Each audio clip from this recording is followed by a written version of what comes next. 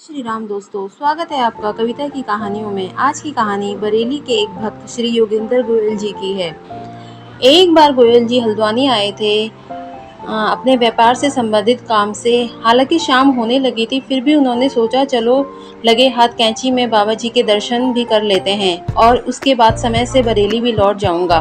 Petrol metre देखा तो petrol कैंची जाकर हल्द्वानी वापस आने लायक काफी था।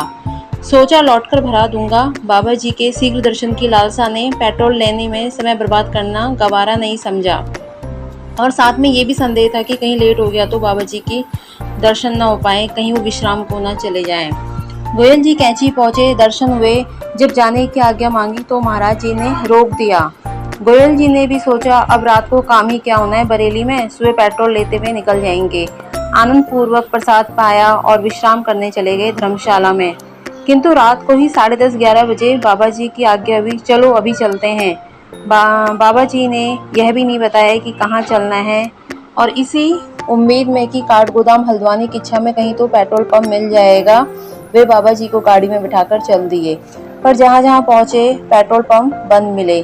फिर भी गाड़ी को बाबा जी के निर्देशानुसार आगे बढ़ाते रहे और चलते चलते बुलंदशहर के पास एक निर्जन स्थान पर बाबा जी ने गाड़ी रुकवा दी। बाबा जी चटपट उतरे नीचे और एक तरफ अंधेरे में निकल गए, यह कहते हुए कि हम एक भगत के यहाँ जा रहे हैं, तुम बरेली वापस चले जाओ। यह सुनकर तो गोयल साहब सकते में आ गए।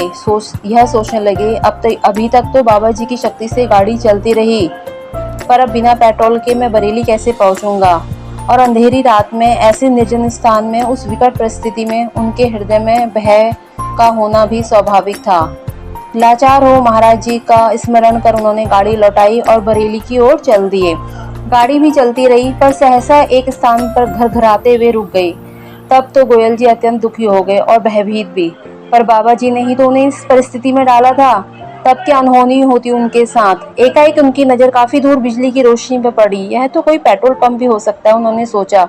और यही सोचते हुए गोयल जी जैरिकन लेकर वहां पहुंचे तो सचमुच पेट्रोल पंप था, खुला भी था उस वक्त। बाबा जी की इस कृपा का मन ही मन आनंद लेते हुए उन्होंने जैरिकन में कुछ पेट्रोल लाकर गाड़ी में डाला और फिर गाड़ी लाकर पूरा पेट्रोल लेकर सकुशल बरेली पहुंच गए।